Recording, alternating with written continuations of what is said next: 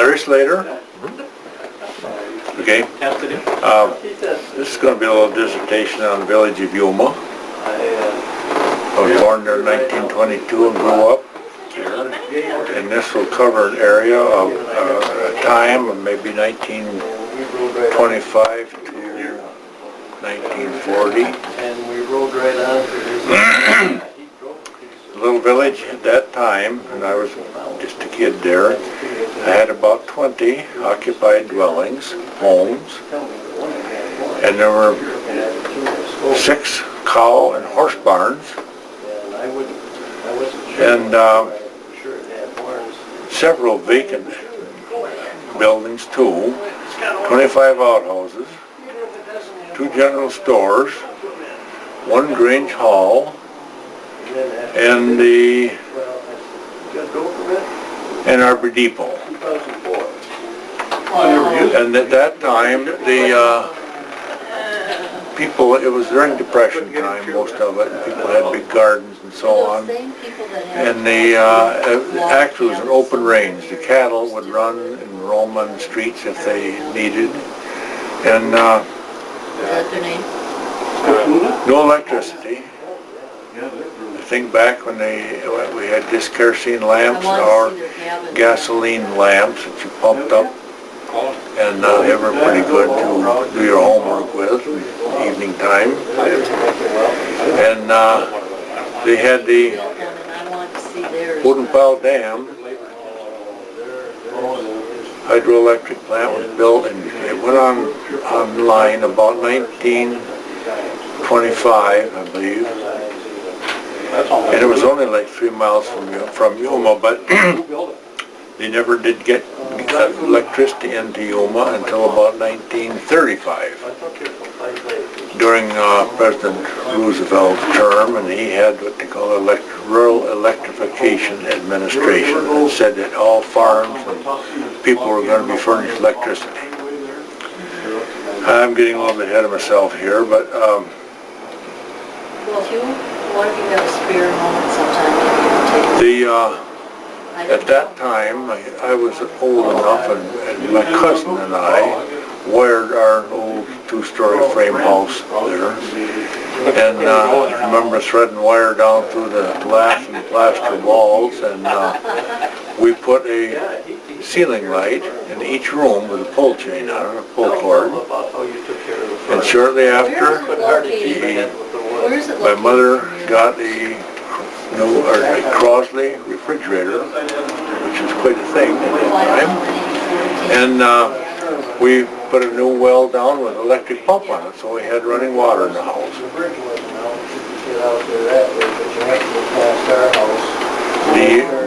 The nature of the area around there at that time was still agrarian. People farmed mostly.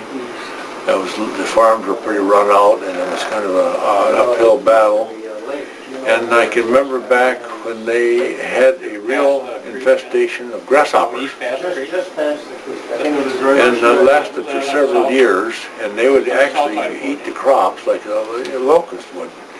And someone in the township dreamt up the idea, and they would take sawdust. This is done in the township level. But they would take piles of sawdust and soak it with, I believe, molasses and arsenic. And then they would bag that up in gunny bags, and the farmers would come get it, 4 or 5 bags at a time, and put it around their fields, and it did a pretty good job controlling the grasshoppers at that time. That's just a little sideline.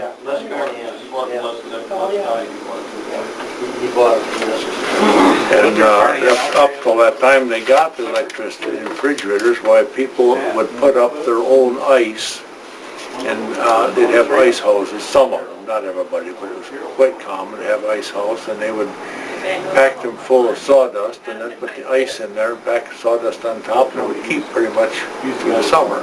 They'd have ice boxes and bring a slab of ice in. There are no radios. As far as entertainment, no radios at first, and they came in like in the 30s with the old battery models. They weren't they were electric. You go buy A, B, C, and D batteries, and once in a while, and and play radio. About the only entertainment then was the Victrolas, pianos, and organs. Some people even had player pianos where you pump the foot pedals and play the drums, the discs, and get music out of them that way. It's pretty good. Very common house parties for entertainment. And people would get together in different homes about once a week, maybe once every 2 weeks, and have potluck dinner, and then they would ladies visit and men play cards. That was part of the entertainment. And they would have another kind of an oddity now, but they would have what they call box socials. And this was where people would get together, maybe at the Grange Hall or at the school. And the ladies and the young ladies and the girls and the little girls would bring boxes with food in them, with goodies. And these would be all wrapped up fancy with bows on them, probably in crepe paper. And then they would have an auctioneer that would auction these boxes off. And the boys, the men folks, had to bid on them. And it was always quite a kind of a rat race. When you knew some girl's box that you wanted to get that, you'd have to pay sometimes a pretty good price for it. But then after the box social, people would socialize, and as they said, men play cards and so on. But that was quite common. And at that time, the young men, I can remember back, and the only entertainment we had was like playing ball, get up a workup team, or just go out and play catch, or play anti-war buildings, where one's on one side and one on the other, and you throw the ball over, and the unseen man catches it. And of course, a big thing at that time for us young boys anyway was hunting and fishing. We had the newly flooded Odenpile Dam that was only about 3 miles away, and it was excellent fishing, and we did a lot of fishing and quite a lot of hunting. And back at that time, hunting was a sport, but it was also a necessity to get meat if you could. And the money was very scarce. I can remember going, and you didn't buy a box of shells at the time, but the grocery store there would split the box, and you'd buy 6 at a time, maybe, or 5, whatever you could afford to go hunting. And you very carefully didn't shoot at birds on the wing or something. You was pretty sure you shot before you shot. And in the wintertime, the sport for the young folks anyway was, of course, sledding and snow and skiing. And we'd drag our sleds over the hill and slide down. There was no toes and no lifts on the hills at those times. If you skied down, you put your skis over your shoulders and climb back up the hill and did it again.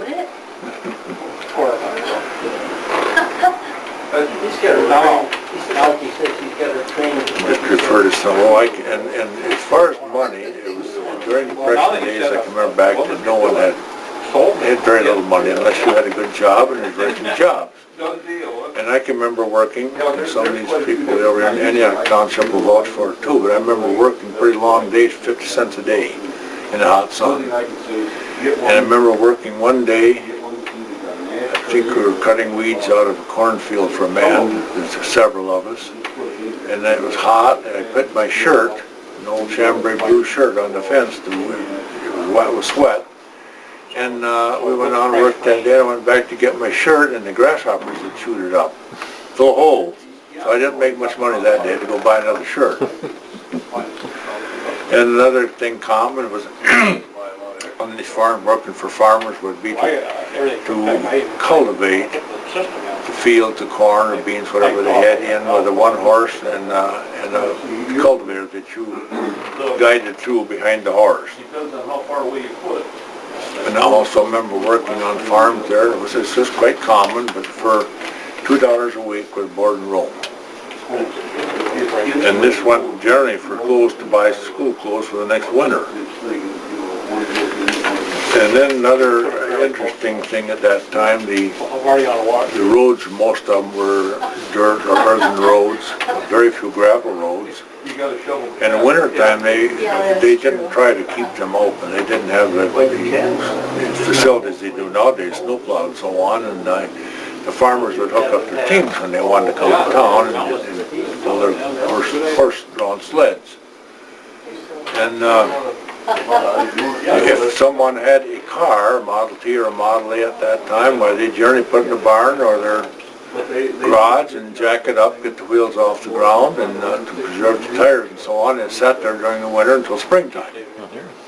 Very common. The old Ann Arbor train, Ann Arbor passenger train, and many freights went through there at that time. Quite interesting for us kids, we kids. But we'd go over whenever a train came through. That was some excitement. And you would have a passenger train going southbound, 9 o'clock in the morning, and back northbound at 4 o'clock in the afternoon. And plus many, as I say, many freight trains. But that was the main travel if people wanted to get into town to Cadillac or someplace, was to take the passenger train. Cheaper to buy it that way, by the quart. Now, let's see what else we got here. Just got the notes down. You can burn anything. Some of the, I got that farm tip magazine. You can burn anything. Hay. Well, at that time, I'm getting through the point now where getting in the Great Depression, but up to the time that the war clouds were forming over in Europe and the boys were getting going into service. Oh, there's some of them they put And 39, 40s, until 1941 when we got into service, and the young men, my generation anyway, were mostly all of them gone, either away to work or gone to service. I guess that ends my dissertation. Okay.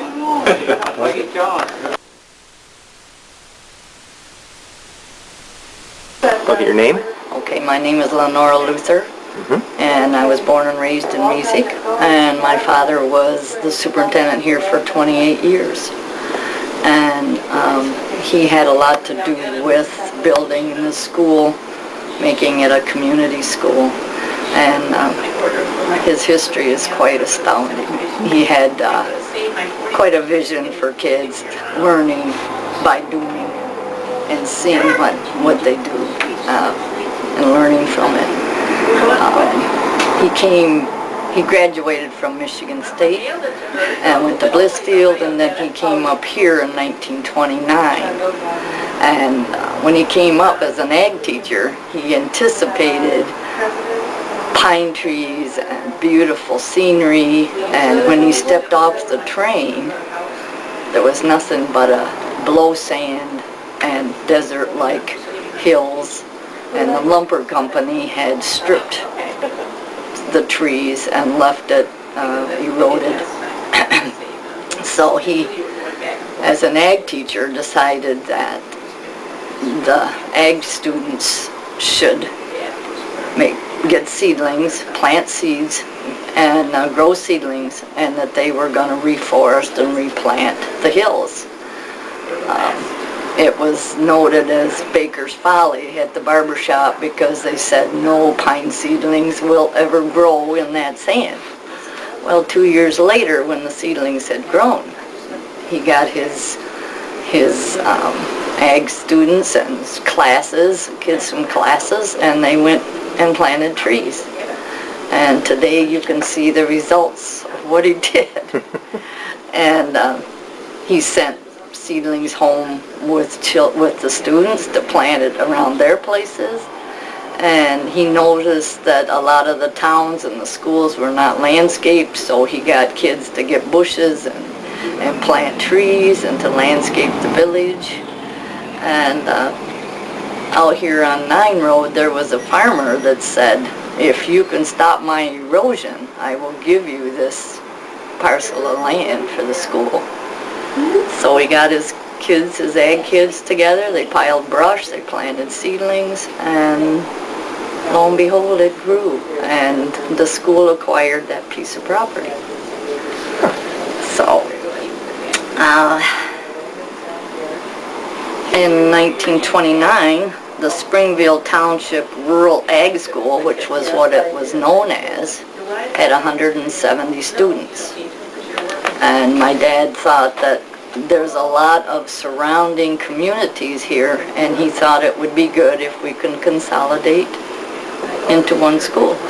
And so they made a plan to pick up these kids, and thus ended up the Mesick Consolidated School.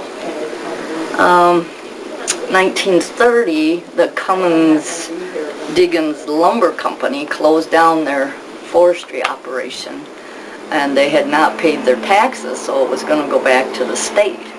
So there was 2.5 sections of land that was up for tax sale at 50 cents an acre. And my dad talked the school board into buying this land for the school forest.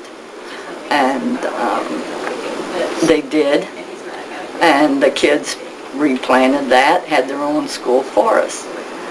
And when I was on the school board later, we signed an oil lease program and got $250,000 for our lease, and that today stays in the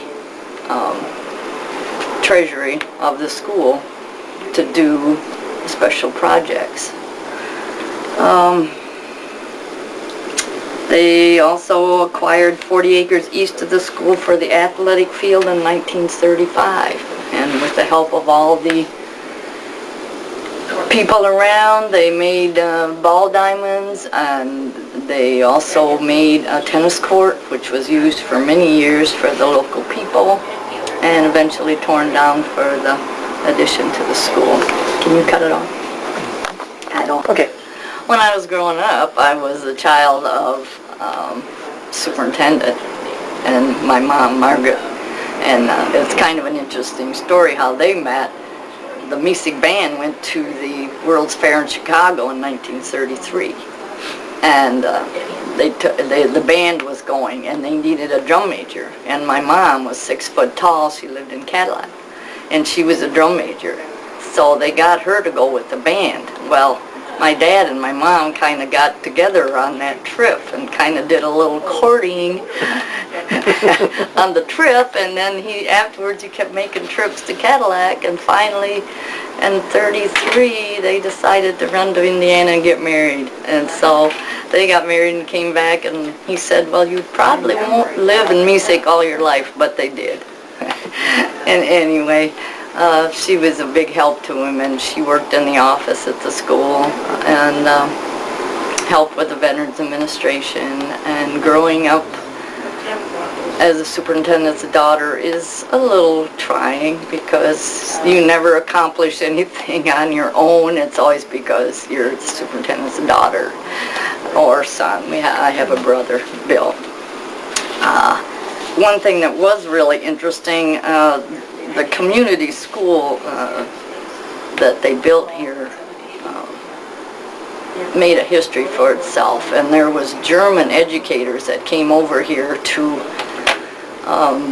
visit the United States to learn about community schools, and they went to New York, and they went to a lot of different places, and they came here and spent 10 days at our house. I mean, they stayed with us, and my dad showed them what a real community school was, and they went back and wrote about it and raved about it and patterned their own school after Michigan's little Mesick town.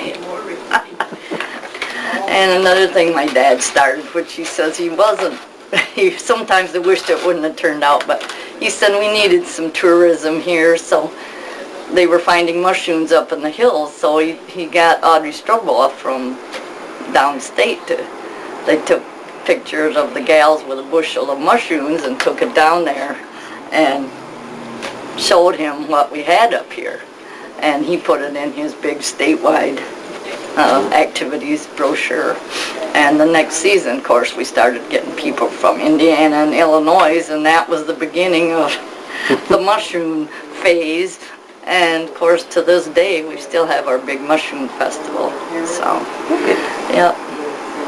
It was fun growing up in a small town. I worked in the restaurants and the drugstore, and we'd ride our bikes to the river and go swimming, and it was coon watermelons and stuff like that, like kids do. But it was a good life. And then my dad was superintendent for 28 years, and then I married and moved to the farm north of here. But I was in the Mesick school district, and I ended up running for school board, and I was on the school board for 28 years. So that's enough. Start with your name.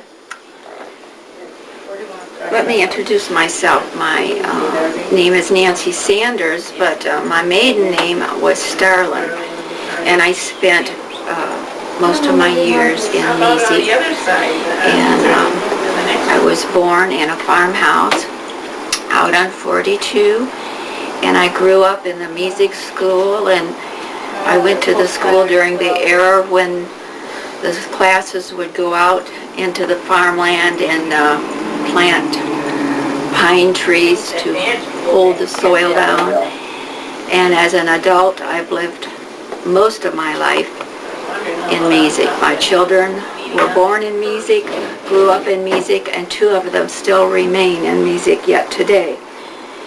My interest in Mesick history began, well, when I went to school in high school. Edna Brown, my teacher at that time, asked us to write about a history event, a historical place in around our area, and I wrote about the High Rollaway at that time.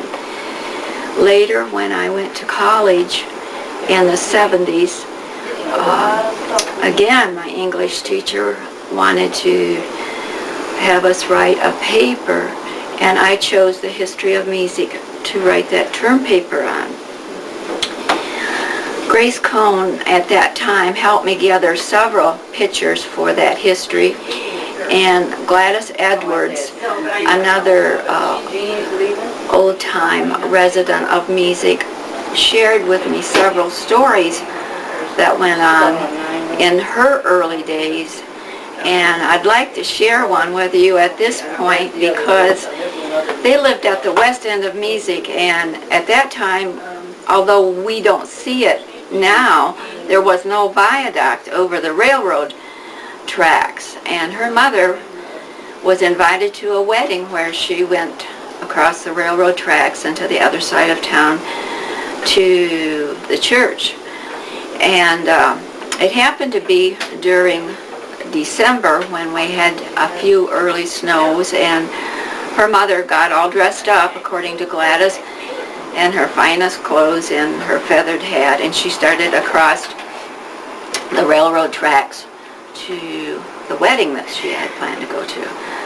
Well, unfortunately, there was a little creek that ran alongside the railroad tracks with a log to cross, and Gladys's mother did not make it across the log. Falling into the creek, she came home all drenched and half frozen, and as she took her coat off, she vowed that she would not be crossing that log again during that winter. And another source of history was found in our village library. And Tom Kelly, who now lives in Benzie County, wrote that history, and I was intrigued by his title to that. He called the paper From Whistle Stop to Mushroom Capital. And so we all know that the Mushroom Festival now is still taking place, but it had started in 1959 when Ron Zimmerman had replaced Mare Exchange Day with a Mushroom Festival. And he and Lou Hilton thought it was a better idea to have a Mushroom Festival than a Mare Exchange Day. Now, Elsie Taylor, a nearby neighbor, after she read the history that I had wrote,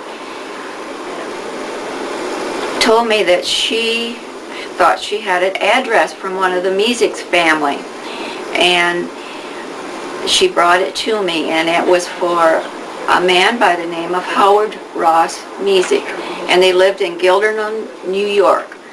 Now, I wrote to them, and they were kind enough to write back to me, and I found through their letter, which the Postal Service at that time was sending for 15 cents, and they said that they had the original plat map for Mesick, which I was delighted to hear, and they said that they would make a copy and send to me.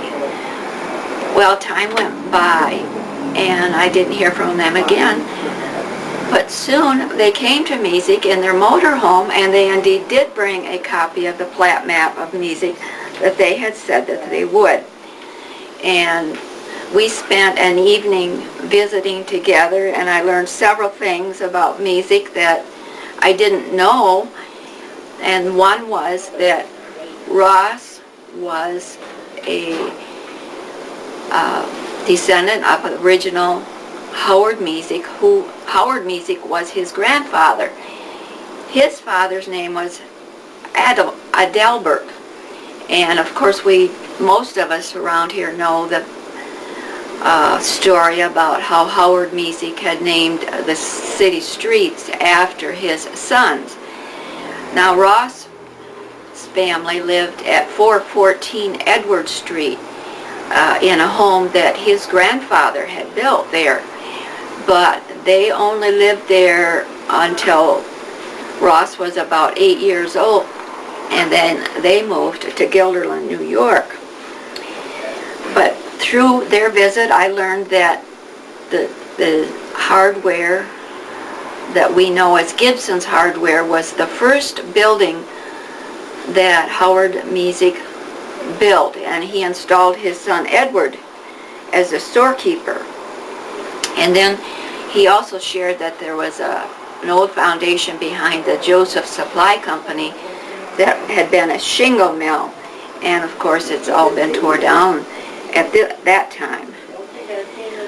The Mesicks inquired if there had been a centennial planned, and at that time I did not know, but they said they'd like to come if there was one, and I rather lost touch with them after they went back to New York, but Grace Cohn kept touch with them, and when the centennial was planned, they were sent an invitation, and then they come back to Mesick at that time. From 1901 to 1936, there were many small businesses in Mesick that made wooden products. The Comer and Diggins Lumbering Company left Mesick around 1936. They closed down, and the Stumpfield Fields then offered the opportunity for that land to open up into agriculture. Well, my father come on the scene at that time, and he and my mother lived in Manistee, and they often crossed M42 on their way to visit their parents who lived in McBain and Lake City. He had seen a farm out there on 42 that he wanted to buy. So one day as he was going by, he stopped and he asked the owner, who was named Claude Curtis, if he would sell that little farm. And Claude Curtis said, "No way will I would sell this farm. I'm just not ready to leave the area yet." And so my father liked the farm, and it had a little stream running through it, and he said to Mr. Curtis, he said, "Well, I'm going to leave my name and address, and if you ever decide that you want to sell this farm, I would be happy to buy it." And interestingly enough, about 2 years later, Claude Curtis came to my father and he said, "I'm now ready to sell the farm." And so This is the farmhouse that my mother and father bought at that time. And my father bought a few cows and this team of horses that he named Bob and Barney. And although some of the fields were cleared then, he finished clearing the fields with this team of horses and a few sticks of dynamite. And at that time, that farm was bought in 1938 for $1,900. It was 180 acres, and of course I've shared with you there was a little creek running through it, but another nice feature was that the train tracks that the Cummer and Diggins Company had used had been removed, and it left a nice trail road for them to drive back through the farm. My sister and I were both born in the farmhouse and grew up there, and later I moved back to the farmhouse after my parents passed away, but my father farmed that farm until the early 50s, when the Soil Conservation was offering to put farms in land banks. And my father's health was failing at that time, and so the farming operation ceased at that point. Later on, at this point in time, my son is living at that farm, and he has rejuvenated that land and has begun farming it somewhat himself. At this time, several of the neighboring families still live in that area. The Hauslers, the Woods, the Bullocks, and the Pikes, to name a few, with Les Hausler and Jerry Bullock serving on the County Board of Commissioners. During the time that farms were sprouting up around the country, granges also became a part of our farming community. It was a place for farmers to gather and exchange information and share what their crops were doing, and just a little social time. My parents were members of the Silver Creek Grange near our farm, and the Grange and church seemed to be the only social time our family had, with maybe the exception of coming to the free shows in Mesick on Saturday nights, where we spent our summertime. Minor Grange near Mesick shared their hall with a lady by the name of Dorothy Lowe, who established a Sunday school there in 1937 with 9 children. As numbers grew, that church became situated on the road leading out of Mesick, and it's called Minor Bible Church. The Martin family had donated a block of their farmland for the church to build. The first pastor the pastor there was Clarence Sweet Olson. Now you might remember Clarence Olson as the man behind the meat counter at the Clark and Olson store in downtown Mesick. When the church sanctuary was built in 1963, Rex Agar pastored the church, and today Bruce Rose pastors a church of about 75 members there. It has been a pleasure on my part to watch Mesick grow from whistle stop to mushroom capital, as the sign on the edge of town says, and it has been a long and memorable process. Read it up. Okay, that is... Has it changed that much, has it?